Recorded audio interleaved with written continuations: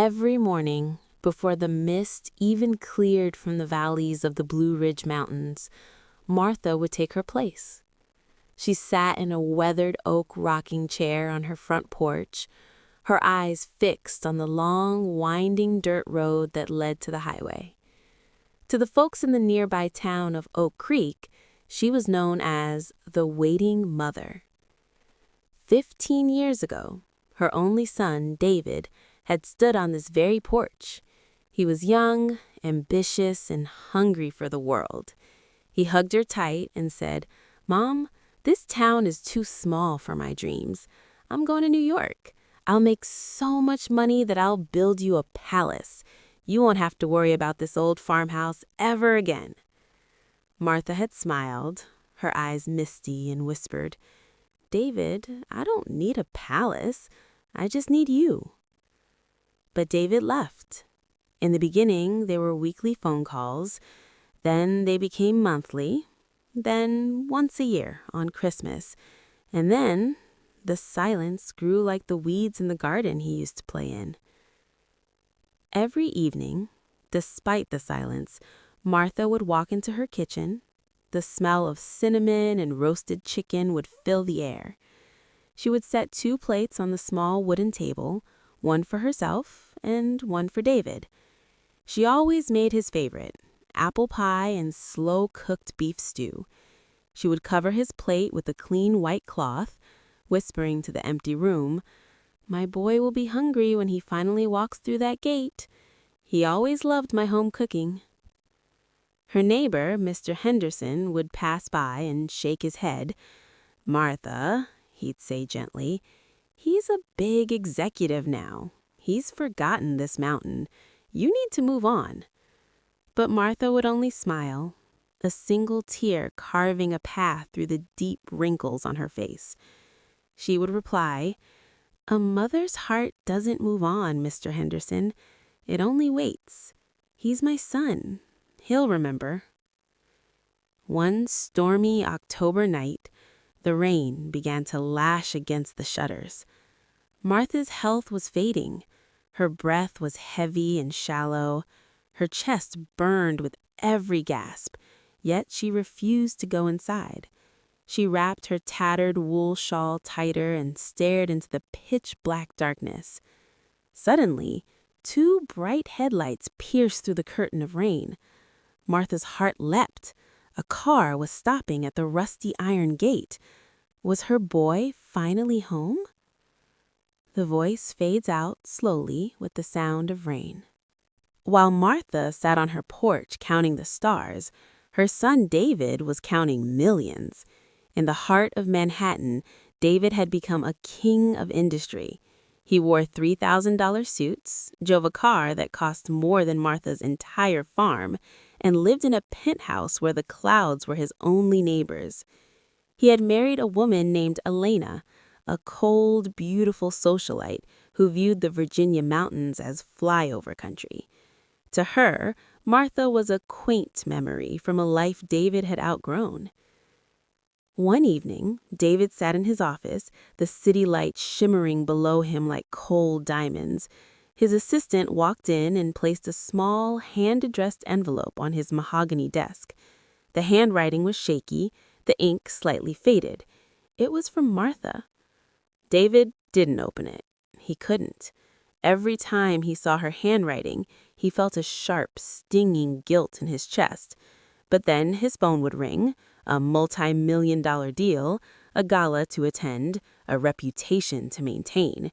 He would tell himself, "I'll call her tomorrow. I'll send her a check next week.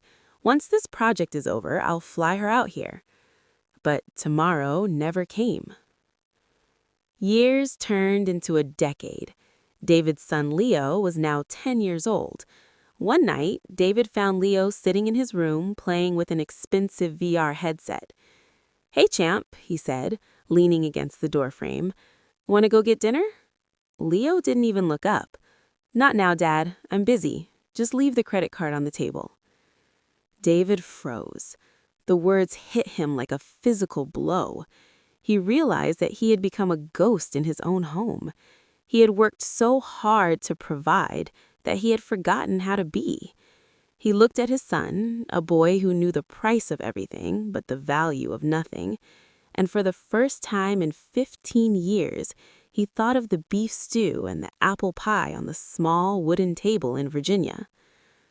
He reached for the stone to finally call his mother. His heart hammered against his ribs. He wanted to hear her voice. He wanted to tell her he was coming home. But just as he hit dial, his wife Elena walked in. "David, don't forget the Pierre's charity auction starts in 20 minutes. Put that phone away. We can't be late." David looked at the screen. The call was ringing. 1 ring, 2 rings. He looked at Elena's impatient face. He looked at the luxury around him. With a heavy sigh, he pressed end call. He thought he was choosing his future. He didn't realize he was burying his past. The heavy sound of a luxury car door slamming shut was followed by silence. The headlights of the black sedan cut through the Virginia rain like 2 jagged knives. Martha's heart, though weak and fluttering like a trapped bird, hammered against her chest. She stood up, her legs shaking, her hands gripping the porch railing so hard her knuckles turned white. "David," she whispered, her voice lost in the howl of the wind. "Is that you, my boy?" The car door opened. A man stepped out, shielded by a large black umbrella. He was dressed in a dark suit, but he didn't have David's walk. He didn't have David's height. As he approached the porch, the light from the single yellow bulb above Martha's head revealed a stranger. He was a lawyer, cold, professional. His eyes were filled with a pity that Martha didn't want. "Are you Mrs. Martha Evans?" the man asked, his voice barely audible over the storm. Martha's shoulders slumped. The light in her eyes died out. "I am," she said, her voice cracking. "Where is my son? Is he in the car? Is he hiding to surprise me?" The stranger didn't answer. Instead, he reached into his leather briefcase and pulled out a thick, cream-colored envelope. It wasn't a handwritten letter. It was a legal document. "I'm sorry, Mrs. Evans. Your son, he couldn't come. He's in the middle of a massive merger in London, but he sent this. It's the deed to a luxury retirement villa in Florida, and a check, a very large check." A sudden, sharp crack of thunder. Martha didn't take the envelope. She didn't even look at it. She looked past the lawyer, into the empty back seat of the car, searching for a ghost. "He sent paper?" she asked, her voice a hollow shell. "He sent a check to a woman who has everything she needs right here in this kitchen?" "He wants you to be comfortable, Martha. He said the farmhouse is falling apart. He said you shouldn't be alone anymore." Martha looked at the extra plate of beef stew sitting on the table through the window. It was cold now. The steam had vanished. "Tell him," Martha said, her voice suddenly strong and cold as the mountain ice, "that I have spent 15 years counting the days, and all this time he was only counting his money. Tell him that a mother's hunger isn't for bread, it's for the sound of her child's voice." She turned her back on the stranger and walked inside, leaving the door unlocked. She sat down at the table, staring at the empty chair across from her. That night, for the first time in 15 years, Martha didn't pray for David's success. She prayed for his soul. Outside, the lawyer left the envelope on the porch floor. The wind caught it, and the palace David had promised was soaked by the rain, turning into a soggy, useless pile of paper in the mud. Ambient sound. The car driving away, leaving only the sound of the rain. Ambient sound, a clock ticking slowly, the distant chirping of birds at dawn, then complete silence. The storm finally passed. By dawn, the Appalachian Mountains were draped in a golden, peaceful light. The air smelled of wet pine and fresh earth. For the first time in 15 years, the porch was empty. The old oak rocking chair stood still, its wood damp from the night's rain. The neighbors, concerned by the unusual silence, finally climbed the hill to the Evans farmhouse. Mr. Henderson was the first to enter. The door was unlocked. He found Martha sitting at the small wooden table in the kitchen. She looked beautiful.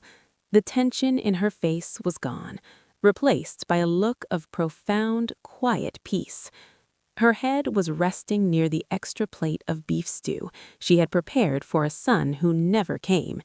In her hand, she clutched a small, faded photograph of a little boy with a gap-toothed smile, holding a wooden toy truck.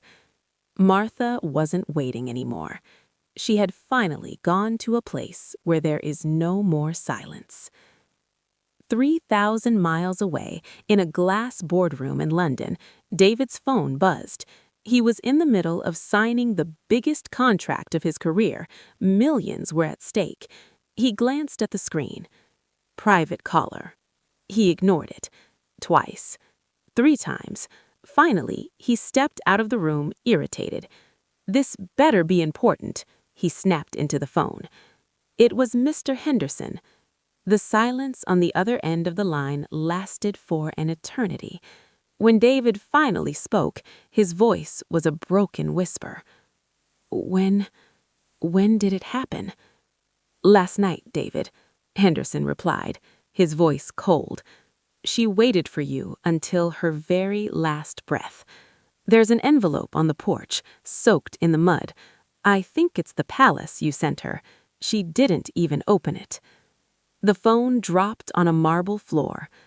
David didn't make it to the funeral. He sent a massive arrangement of white lilies and a check to cover the most expensive burial the town had ever seen. He thought money could bury the guilt, but some debts cannot be paid with gold. My friends, listen closely. We get so busy growing up, chasing the American dream and building our empires that we often forget our parents are growing old. We trade their presence for our progress, thinking we have all the time in the world.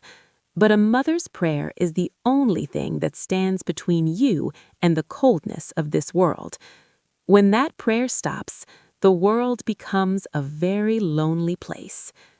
Don't wait for a letter of regret. Don't wait until the chair on the porch is empty. Go to them. Call them. Tell them they are not a memory. They are your world. Because one day you will have all the success in the world, but you won't have the one person who loved you when you had absolutely nothing. If your parents are still here, you are the richest person on earth. Music swells up into a sad, hopeful violin melody and then fades to black.